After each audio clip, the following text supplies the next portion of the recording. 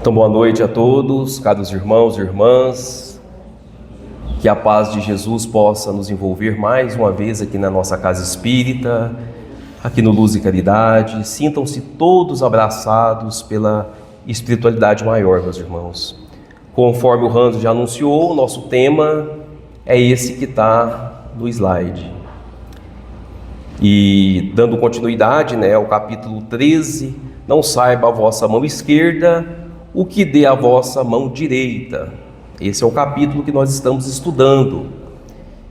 E nós chegamos na parte das instruções dos Espíritos. É aquela parte que Kardec dedica, a parte do capítulo, para os Espíritos falarem. Ele sai de cena e os Espíritos vão falar. Deixa eu diminuir o volume dessa música aqui, gente, para não ser preciso gritar. E, primeiramente, só esclarecendo sobre a questão da caridade material e a moral, como já vimos aqui anteriormente, outros colegas, expositores já trataram o assunto.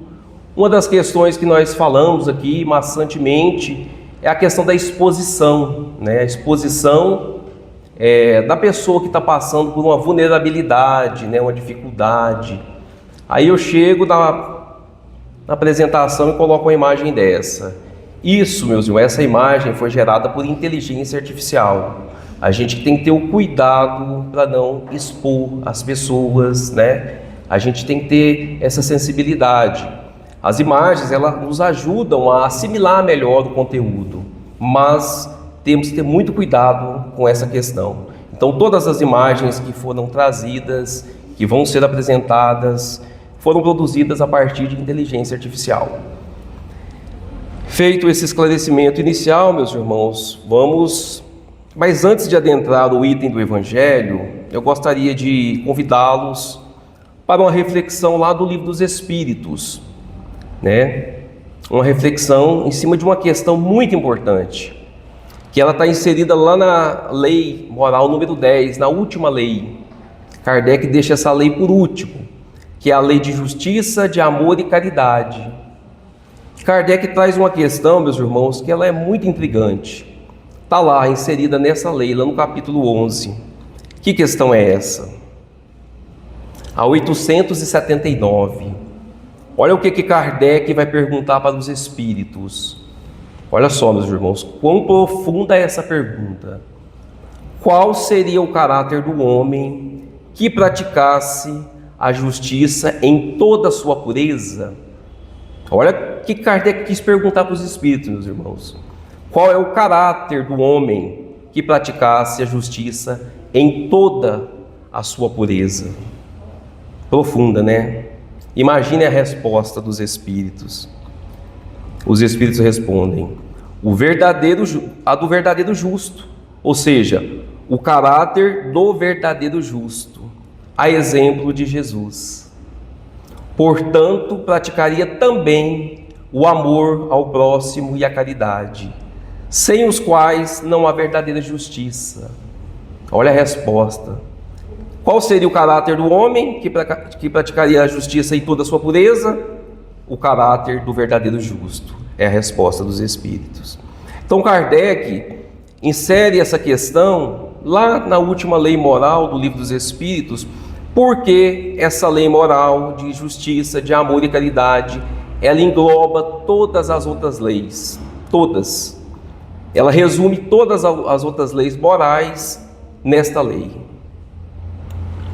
Então, o verdadeiro justo é aquele que pratica o amor ao próximo, consequentemente pratica a caridade. Em resumo, sem amor ao próximo e sem caridade não há justiça. É isso que os Espíritos nos respondem. E agora a gente pode avançar nessa questão aí no nosso tema do Livro dos Espíritos, do Evangelho segundo o Espiritismo. Trazendo essa questão do Livro dos Espíritos, nós podemos avançar no nosso tema de hoje, do Evangelho. Então, esse item ele começa justamente nessa parte aqui das instruções dos Espíritos, onde Kardec traz uma mensagem de um espírito da irmã Rosália, que foi psicografada no ano de 1860 na cidade de Paris. Ele traz essa mensagem mediúnica, né? E que vai falar sobre esse tema da caridade material e a caridade moral. Então, essa irmã Rosália, ela começa a mensagem de forma bem tocante. Ela traz uma passagem bíblica para iniciar a sua fala. Ela diz: amemo-nos uns aos outros e façamos aos outros o que quereríamos que nos fizessem eles. O que é isso aqui, meus irmãos? É aquela passagem de Mateus, capítulo 7, versículo 12, conhecida também como regra de ouro que Jesus trouxe, aquela máxima de Jesus: fazer aos outros o que gostaríamos que os outros nos fizessem. Então ela inicia essa mensagem dessa forma bem profunda. E ela diz: toda a religião, toda a moral se acham encerradas nestes dois preceitos. Se fossem observados no mundo, todos seriam felizes. Não mais aí ódios nem ressentimentos. Eis o caráter do verdadeiro justo, fazendo uma relação com a questão do Livro dos Espíritos. Eis o caráter do verdadeiro justo, aquele que praticaria a justiça em toda a sua pureza, obedeceria esses dois preceitos de Jesus. Então ela inicia trazendo essa regra de ouro de Jesus. E em seguida, ela já começa a falar da caridade material. Essa caridade todos nós conhecemos, né? Ela diz assim: direi ainda, ou seja, quem cumprisse essa regra de ouro, ela fala assim: direi ainda mais, não mais pobreza, porquanto o supérfluo da mesa de cada rico, muitos pobres se alimentariam, e não mais vereis nos quarteirões sombrios, onde habitei durante a minha última encarnação, pobres mulheres, arrastando consigo miseráveis crianças, que tudo faltava. Então ela relata que ela sofreu, ela passou pela dor, pelo sofrimento, pela experiência da pobreza e da miséria. Ou seja, ela tem conhecimento de causa. Por isso que eu falo que essas mensagens dos Espíritos, a gente deveria dar muito valor a elas, porque foram pessoas que estavam aqui encarnadas, que passaram para o lado de lá, que têm conhecimento de causa. Olha o que ela vai nos dizer. Ela está nos dizendo que nós espíritas sabemos que a prova da pobreza, da miséria é muito difícil, né? Nós sabemos, nós já estudamos sobre isso aqui nos nossos encontros. Mas ela também fala que a experiência da riqueza também é uma prova. Também sabemos que a riqueza também é uma prova. Mas sobre a escassez de alimento, meus irmãos, a questão da fome no mundo, né? Levando em consideração somente o aspecto material. Por que existe tanta fome no mundo? Quando que a fome vai deixar de existir no mundo, meus irmãos? Né? Será quando que o mundo vai deixar de ter esses episódios tristes, como ela passou aqui nessa encarnação dela, vendo crianças que nada tinham, que tudo faltava? Já pararam para pensar quando isso vai acabar no nosso mundo? Saindo então desse item aqui, dando um pulo lá para o capítulo 25 do Evangelho segundo o Espiritismo. Nós vamos estudar ele lá na frente, mas vamos fazer um spoiler aqui do capítulo 25. Buscai e achareis. Kardec vai dizer quando isso vai acontecer, quando a fome vai deixar de existir no mundo. Kardec diz: a terra produzirá o suficiente para alimentar todos os seus habitantes. Kardec diz lá no capítulo 25. Então isso aí vai ser resolvido, né? Ele coloca o verbo no futuro: a terra produzirá. Mas sabiam que a terra já produz suficientemente para alimentar toda a sua população? Ainda sobra. Existe um estudo das Nações Unidas que fala que a terra atualmente ela produz cerca de 12 produz alimentos para alimentar cerca de 12 bilhões de pessoas. Ora, o planeta tem 8 bilhões, ou seja, 50% a mais.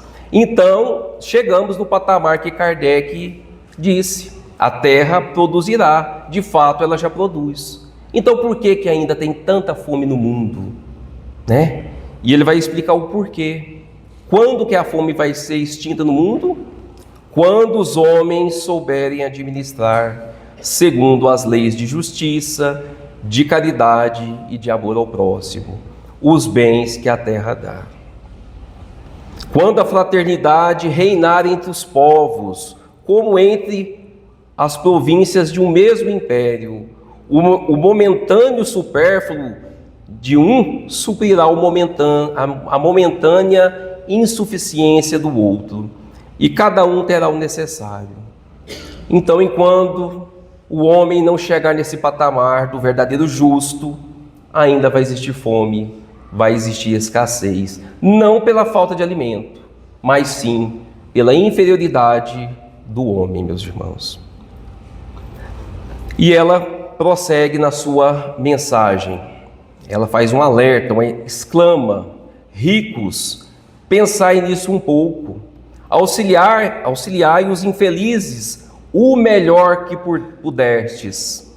Dai para que Deus um dia vos retribua o bem que houverdes feito, para que tenhais ao sairdes do vosso invólucro terreno, um cortejo de espíritos agradecidos, a receber-vos no limiar de um mundo mais ditoso.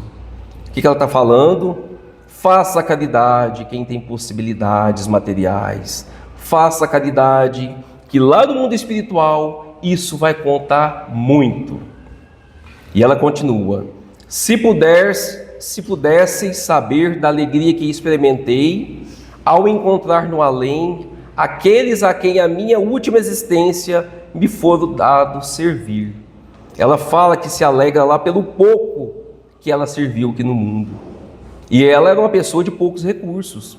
Como ela disse, ela habitava um lugar bem humilde, pobrezinho, né? Mas o pouco que ela fez, ela colheu os frutos lá no mundo espiritual, meus irmãos. E ela faz um alerta também aqui. Ela fala que muitas vezes a gente repele um sofredor, alguma pessoa que está passando necessidade, uma pessoa que vem nos pedir ajuda. Ela fala: cuidado, porque esse infortunado, esse sofredor, pode ter sido uma pessoa muito cara para você em uma outra encarnação. Pensa a vergonha que vai ser quando você chegar do lado de lá e encontrar aquela pessoa. Eu bati na porta da sua casa e você fechou. Você não quis me ajudar. A gente não sabe os nossos laços espirituais. Talvez Deus coloque uma pessoa para nos testar e a gente fecha a porta. Ela nos alerta para isso, meus irmãos. Cuidado. E então ela já entra na parte da caridade moral, meus irmãos. Ela vai dizer que o que é a caridade moral? Ela diz: desejo compreendais bem o que seja a caridade moral, que todos podem praticar, que nada custa, materialmente falando, porém é a mais difícil de exercer. Então ela fala que a caridade moral não tem custo, não pesa nada no bolso, mas é a mais difícil de se praticar, meus irmãos. E ela explica: a caridade moral consiste em suportarem umas às outras criaturas, e é o que menos fazeis nesse mundo inferior, onde vos achais por agora encarnados. Ela resume aqui de forma prática: caridade moral é suportar um ao outro, é conviver um com o outro bem. Resumindo, é isso. Caridade moral é conviver, suportar uns aos outros. Então a caridade material, quando a gente pratica a caridade material, a gente está dando daquilo que nós temos. Quando se pratica a caridade moral, dá-se do que se é. Eu sempre gosto de pensar na paciência, na virtude paciência, né? Como você consegue dar a alguém paciência se você não tem paciência, né? E é uma coisa tão interessante que a caridade material, ela nos limita, né? A gente não consegue ajudar todas as pessoas, né? Infelizmente, nós não temos recurso.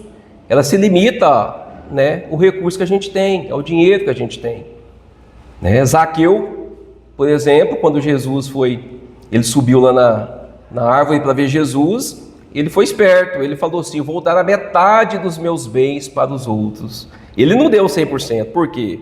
Limite, tem um limite, né? Então nós somos limitados a promover a caridade material, né? Agora a caridade moral, não. A caridade moral, quanto mais você dá, mais você tem. Quanto mais você exercita a paciência, mais uma pessoa paciente você vai ficar. Ela se multiplica. Isso é interessante. É isso que ela está falando, que não tem custo materialmente falando, mas é a mais difícil de se praticar. Ai, ai. E aqui ela vai listar algumas caridades morais que nós temos dificuldades de colocar em prática, infelizmente. Olha lá: grande mérito há, crede-me, em um homem saber calar-se, deixando fale outro mais tolo que ele. É um gênero de caridade isso, meus irmãos, caridade moral. Saber calar quando uma pessoa mais ignorante, mais tolo fala, é caridade moral. Saber ser surdo quando uma palavra zombeteira se escapa de uma boca habituada a escarnecer. A gente sabe se fazer de surdo, meus irmãos. Não ver o sorriso de desprezo com que vos recebem pessoas que muitas vezes erradamente se supõem acima de vós, quando na vida espírita, ou seja, na vida espiritual, a única real, estão não raro muito abaixo. A gente consegue ver aquele sorriso de desprezo e a gente fica quietinho, sem revidar? Também não. Constitui merecimento não do ponto de vista da humildade, mas da caridade. Não dar atenção ao mal proceder de outrem. É caridade moral. Somos humildes, então, ficando em silêncio quando uma pessoa ignorante começa a falar? Não. Nos fazemos de surdo quando ouvimos uma ofensa? Não. Somos cegos quando identificamos a maledicência, o mal proceder do outro? Também não. Infelizmente, essa caridade é a mais difícil mesmo de se praticar. E aqui nós já passamos para um espírito que deixa a mensagem na cidade de Leão, no ano de 1860 também, e ele se identifica apenas, assina a mensagem como um espírito protetor. Ele se nomeia como um espírito protetor. E olha o que ele vai dizer, meus irmãos. Meus amigos, ouvi vários de vós dizerem para si mesmos: como posso fazer a caridade se frequentemente não tenho o necessário nem mesmo para mim? Né? Ele está dizendo: quantas vezes já nos viu falar sobre isso? Esse mês eu não consigo ajudar porque eu estou apertado, né? Vai passar. Ele fala que já viu isso muito. E ele diz o seguinte, a caridade, meus amigos, se faz de muitas maneiras. Fazer a caridade em pensamentos, em palavras e ações. Aí ele já está falando da caridade moral.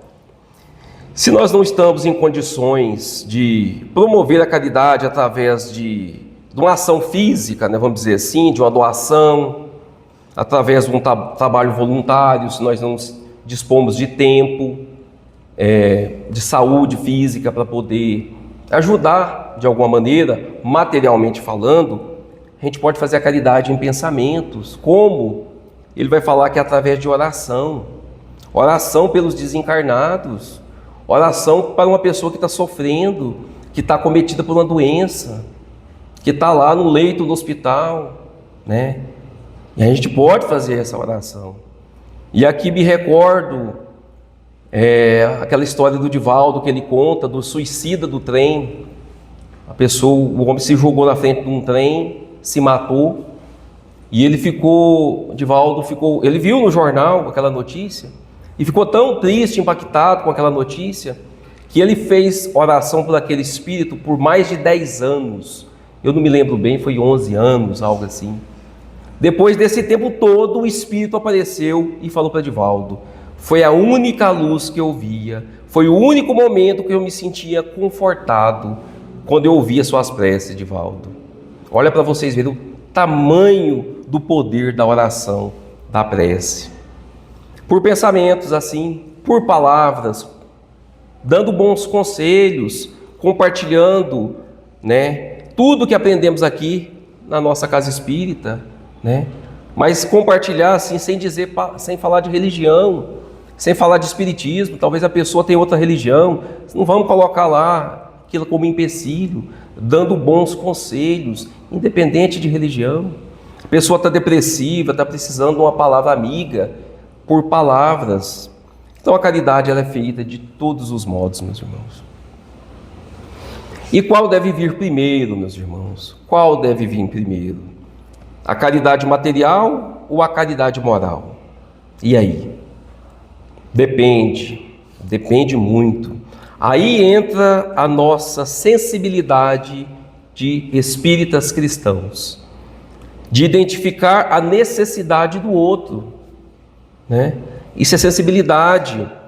Querer que alguém nutra o espírito enquanto está com fome.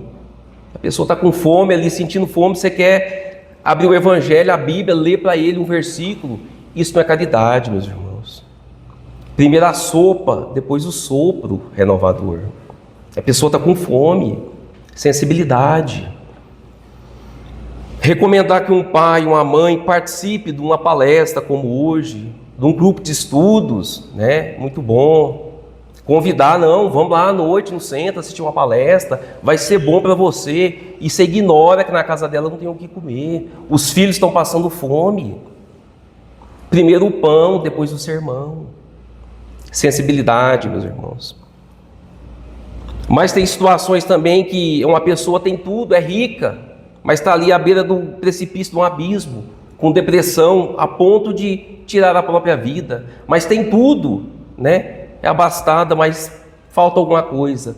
Aplica-se Jesus, o Evangelho. Então, é sensibilidade, meus irmãos. Qual deve vir primeiro? Depende muito. Acelerar aqui, Hans. O tempo passa rápido demais, gente, aqui. Nossa Senhora. Mas Emmanuel, no livro Vinha de Luz, ele vai falar de uma caridade sem ser a material e a moral. É uma terceira caridade. Ele diz: em todos os lugares e situações da vida, a caridade sempre será fonte divina das bênçãos do Senhor. Ele fala de uma outra caridade, que é a caridade essencial. Olha só, Emmanuel, ele nessa mensagem, ele vai ratificar tudo que nós já dissemos até agora, mas ele vai falar trazendo de uma forma, com palavras extraordinárias, palavras como é de característico de Emmanuel, Ele vai trazer de uma forma resumida, de forma profunda, que vai tocar o coração de todos, eu tenho certeza. Ele diz assim: quem dá o pão ao faminto e a água ao sedento, remédio ao enfermo e luz ao ignorante, está colaborando na edificação do reino divino, em qualquer setor da existência ou da fé religiosa a que foi chamado. Ou seja, meus irmãos, quem pratica a caridade está colaborando na edificação do reino divino na terra. Quando Jesus falava, o reino de Deus será estabelecido no mundo, Emmanuel está falando que a caridade é a edificação desse reino, E aqui ele fala uma coisa importantíssima: independente de religião. Precisa ser espírita para fazer caridade? Não. Precisa ser católico, evangélico? Não. independente de religião, em qualquer setor da existência, dá para ser caridoso. Kardec nos deixou fora da caridade, não há salvação. Não deixou fora da religião, não há salvação. Então, é fora da caridade, meus irmãos, que não há salvação. E ele continua: a voz compassiva e fraternal que ilumina o espírito é irmã das mãos que alimentam o corpo. Ou seja, não tem obstáculo entre uma e outra, não. A gente pode fazer as duas. A voz compassiva, ela é irmã das mãos que alimentam o corpo. E ele continua: assistência, medicação e ensinamento constituem modalidades santas da caridade generosa que executa os programas do bem. Olha o que ele vai falar, meus irmãos. São vestiduras diferentes de uma única virtude, conjugam-se e completam-se num todo nobre e digno. Uma complementa a outra. São vestiduras diferentes de uma virtude única, completam-se num todo nobre e digno. E depois de ele ter trazido essas palavras quase poéticas para a gente, de maneira bem sutil, como ele sempre faz, ele nos chama para a responsabilidade. Senão não era o Emmanuel, né? Ele nos chama para o dever. Olha o que ele vai dizer, meus irmãos. Ninguém pode assistir a outrem com eficiência se não procurou a edificação de si mesmo. Olha só o que ele vai dizer. Ninguém pode assistir o outro se não procurou fazer em si a reforma íntima. Olha só, profundo. Nós não podemos esquecer, meus irmãos, que a base da caridade é a disciplina, é a ordem. A gente não consegue sair por aí, hoje eu amanheci disposto a fazer a caridade. Não é assim. No primeiro obstáculo, não, isso é difícil demais, deixa isso para depois, né? Disciplina, ordem, caridade precisa de ordem. E quando a gente pensa nisso, o que a gente lembra? Chico Xavier, no seu primeiro encontro com Emmanuel, às margens de uma cachoeira, de um rio, lá em Pedro Leopoldo, no ano de 1931. Chico ainda era rapazote, Emmanuel surge para ele, né? Chico ali com as manifestações mediúnicas, vendo o espírito, começando a querer psicografar, ia falar: meu Deus, eu estou ficando doido, o que está acontecendo comigo? E Emmanuel aparece para ele e pergunta: você quer mesmo saber sobre isso? Você está disposto a conhecer o seu papel aqui, a sua missão aqui na Terra? Chico: sim, é o que eu mais quero no mundo. Então você precisa aprender 3 regras para o trabalho mediúnico, Chico. São 3 lições, 3 regras. E ele fala: a primeira é disciplina, a segunda é disciplina e a terceira disciplina. Então a caridade, meus irmãos, ela exige disciplina. Ela exige disciplina. E um detalhe: bondoso é diferente de ser bonzinho. Tem uma diferença muito grande entre as duas coisas. Ser bonzinho, às vezes, é imprudente.